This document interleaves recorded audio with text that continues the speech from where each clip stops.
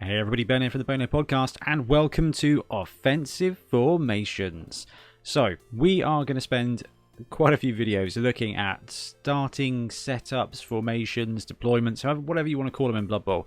Really, we're going to start at the beginning. So this video is going to be introduction to offensive formations, basically starting out. These are some of the best ways to deploy and why. Then what we're going to do is we're going to go through each and every team in Blood Bowl and look at some guidance, some ideas and some suggestions for setups, whether you're receiving, whether you're not receiving. So this episode today is going to be looking at just general offensive formations. If you're starting and you don't know much about the teams or whatever, this is where and what you're likely to see. When we look at the teams one by one, we can kind of match you up against fast teams, slow teams, depending on that team, and actually where we recommend putting specific players that you're likely to have on your roster. However, today we are simply going to be looking at starting offensive formations.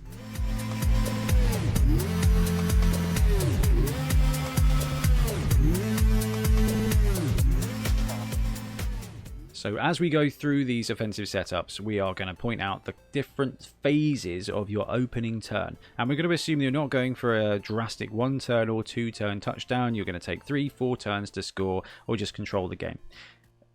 Fast score offenses have a very different tact and they're very different for each team. So we're going to kind of go standard mid-range combat tactics here for Blood Bowl, which will work for the majority of teams.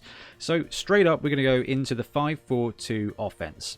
And the reason it's called the 5-4-2 offense is because phase 1, you've got 5 on the line. If your opponent deploys more than 3 players, then you can flex up or down. And we are going to assume that they are clustered to minimize your blocks, but they may deploy them slightly wider.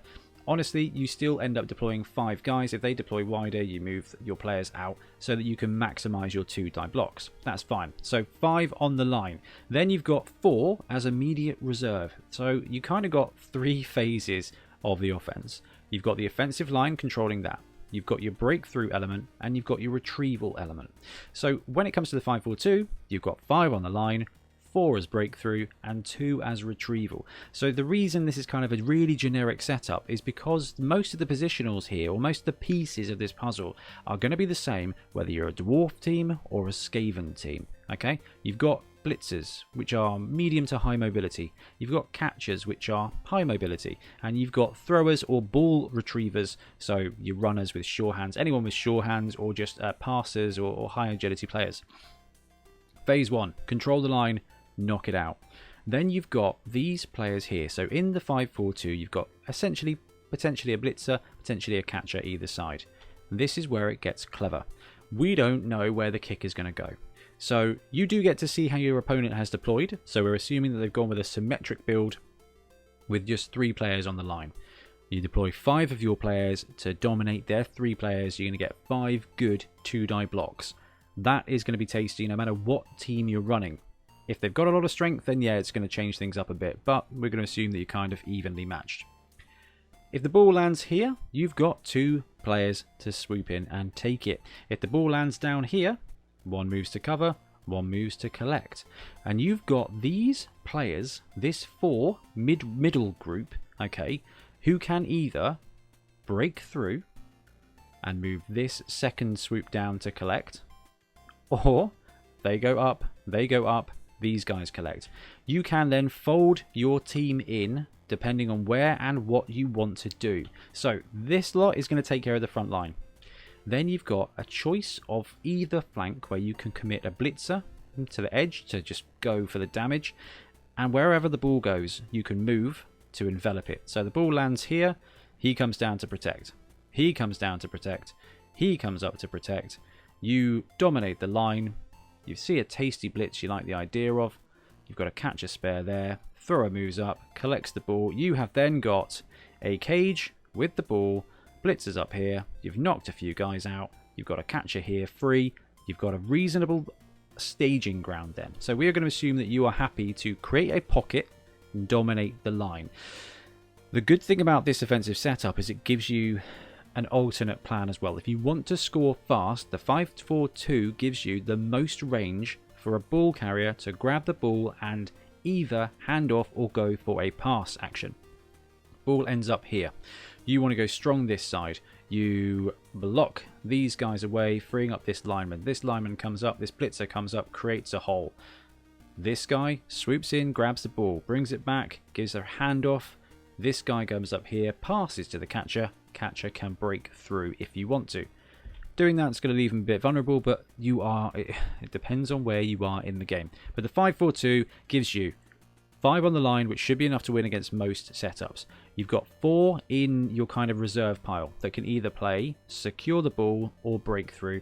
And you've got 2 ball carriers in the backfield there to secure, grab it, maybe go for a pass.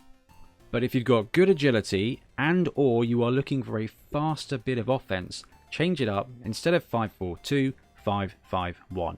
Everything we've just said counts, but now you've got a second ball carrier in the midfield that can support either a breakthrough or go for a stretch play, and this is why this offense works really well. It's a minor change. You've got less ball security down south, and if your opponent gets a perfect kick, you're going to struggle to collect it. But if you're a faster team with reasonable agility, even in this situation, ball goes wide right, he can come, collect it, pass it to this guy. This guy can hand off to anybody that you want, and then it's really up to you what you do with your offense.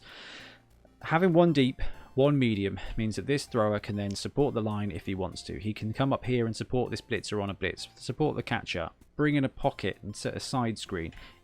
That player just is faster, but you do have to be aware that if this goes wrong, you're going to have less kind of protection. That said, you take these 5, you dominate the line, you can leave these players here if you want and have this guy just muck around in the backfield, because any kind of counter strike is going to be hit by an absolute ton of tackle zones and defense. If the opponent gets a blitz, and this is the great thing about both of these offenses, they will have to literally blitz through one of your players to get to the ball. Always be aware that a blitz can happen, and it got better in 2020 where it's actually only, the 3+3 players? That's brilliant. Doesn't mean it can't have a good counter strike, but you are protected here by tackle zones all over the spot. So if your opponent wants to come in and grab a ball that lands here, they are going to have to commit and then risk the blitz to get to the ball. And if they do that, he comes back, he comes back, he comes back, he comes back.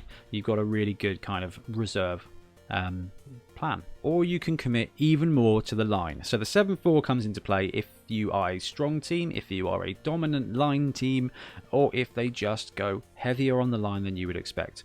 So the whole premise here is you miss your reserve team, okay? Everybody in the backfield here is in charge of securing that ball.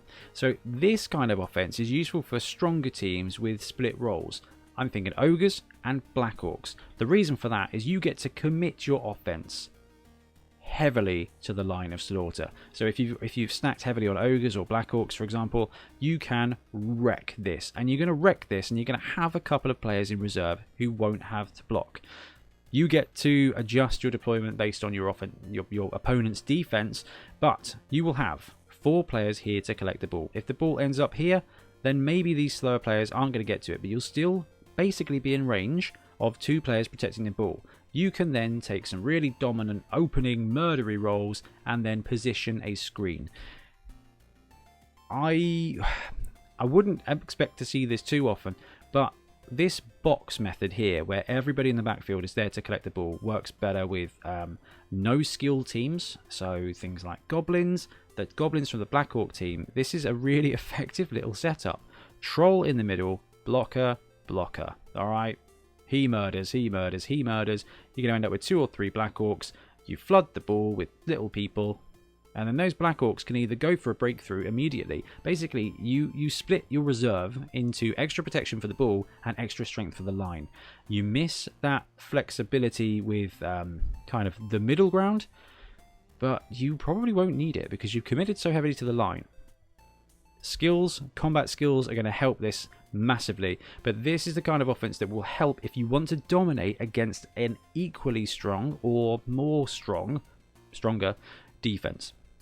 If you're playing against Black Orcs, if you're playing against Ogres and you want to control the line of scrimmage, stacking 7 wide is going to hopefully give you the opportunity to just take an edge block and then roll the line, You've got 4 in reserve to select the ball, and if you're playing against a strong team and you're having to commit extras to the offensive line, they are probably not going to have a reasonable defensive breakthrough force, and you should be safe on that ball here. Now, this is always risky, but we're going to look at this when we look at some of the more agile teams. The heavy flank offense is really useful if you are down a couple of players and you've got 2 turns to score. We're going to assume your opponent has deployed 3 on the line, whatever it works, and you do pick a flank.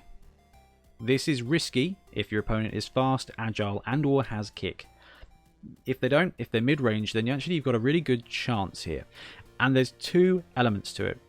One, you abandon one side of the line of scrimmage. But what it does mean is you get extra mobility elements on the line of scrimmage. So here you can look at stacking your line opposite their line in such a way that you will be able to block free an additional player. And that additional player, for example in this is a blitzer, gets to support this massive breakthrough element. So we've looked at the other things where the line was strong, you've got a reserve, and you've got the collection unit basically. On here, you've got barely any line, and most of it is in a breakthrough reserve element here. So he is, and these 2 players, so that's 1, 2, 3, 4, 5, 6, 7 players, are all there to swoop, drive up, and secure a breakthrough basically. This only really pans out well if you've got good throwers. Skaven teams are good at this. Skaven teams are really good at this, and so are human teams. So when it comes to the line of scrimmage, this is only going to work against equal strength teams. But the key here is you've got these blitzers, and the reason the blitzers are kind of separate, yeah, they've got the combat skill, but you will probably want them to blitz. So what ends up happening with my Skaven team is one of them's got guard, and one of them's got block. So I kind of end up wanting to use them both together. The way you deploy here, this lineman is the only important block. This lineman blocks this lineman up to there and then follows through to there. This guy is then free, and then what you can do is you can move your blitzer up to tag a player, blitz with the other player, and then swoop in with this lineman to secure the ball.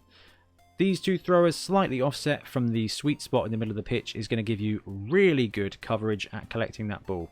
And what you're going to be looking to do is collect with this, do a little cheeky pass or handoff. That's the great thing about wildcatting with 2 throwers, especially when it comes to Skaven, is either one of these collection units is going to be great. The ball ends up here, this guy's going to collect it, move up, and a cheeky pass to one of your chosen catchers. Ball ends up here, he's going to collect it, do a cheeky pass to the thrower. The thrower is then going to come up and hand off to your chosen catcher. He's going to move up, your blitz is going to support and murder, another blitz is going to come in and create a little pocket. You've got a catcher to run through and a catcher to have the ball. You've got 2 linemen over here. Those linemen are often non-existent by this point, but it is really important to prepare for for defensive motion or a blitz, because either of those will really hurt your heavy flank offense. We'll look at this more for the teams that go this way, but if you want to stack more of your team on one side to play a game of divide and conquer, then this is the kind of thing you need to be looking at doing. Pulling this off, you punch him out. You've got 2 reserve players here to come up here and either envelop that line or tag players on the left hand side. That gives you all these players to come up and create a pocket. 5 players going to be able to punch and create a cage, and you've got 2 throwers in the backfield to swoop up and move that ball up.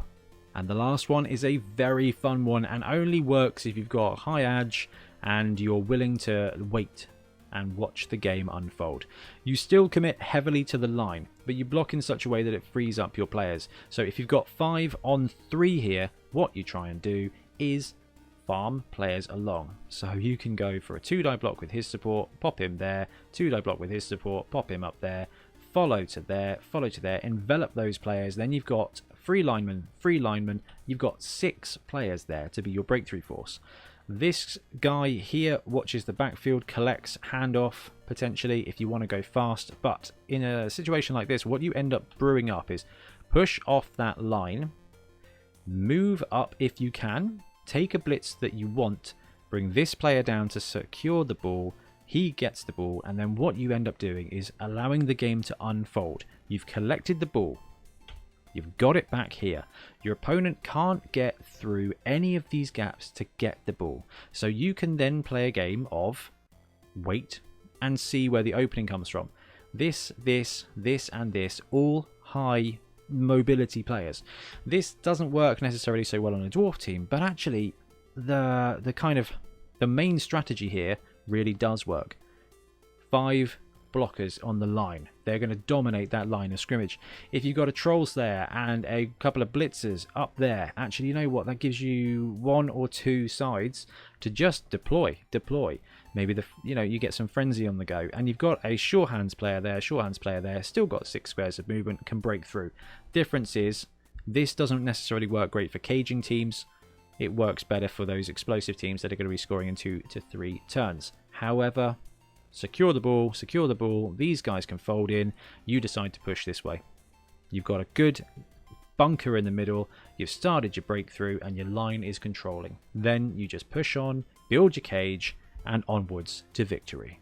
So offensive formations are really way more tailored towards 2 things. The defense, what you're playing and how they've deployed, and your team and how it works. So there's not a great amount we can go into differently. However, all of those offensive formations, all of them, will allow you to do those core elements of the first start of your drive: control the line, secure the ball, break through. Okay, those are the 3 elements of your first couple of turns. Alright, you don't have to break through, you can just secure the ball. You don't have to control the line, you can just break through and secure the ball. You don't have to do all 3. It's down to you and the tactic of your team. Black Orcs are less likely to be forcing a breakthrough than Skaven are. Skaven love a cheeky breakthrough. Black Orcs love to dominate that line. But each of these formations is going to give you a slightly better opportunity to focus on the element that you want to drive home with. When we go and look at the teams in detail, we'll be able to give you some tips and tricks for specific player types, specific positionals, who to deploy where, and honestly, a couple of cunning tactics. We didn't see 1-turn touchdown. We didn't see the throw teammate touchdowns. Those are things we are going to be focusing on. We'll do a little talk through, talk about the setups, and really just try and open up our games of Blood Bowl. Anyway, guys, I am going to wrap up this video. Please let me know in the comments what you think, what you want to see, what I've missed, what more you want, because this is something that I'm really excited about doing. So it'd be lovely to hear what your thoughts are. And yeah, I'm going to disappear. Thank you ever so much for watching, and we'll be back soon with more Blood Bowl content. Happy blocking. Thanks very much for watching. We really appreciate your support. If you want to support the show even further, please like and subscribe. It really helps us out. Or come and join us in our Patreon, link below, where you get early access to our content and monthly competitions. See you later.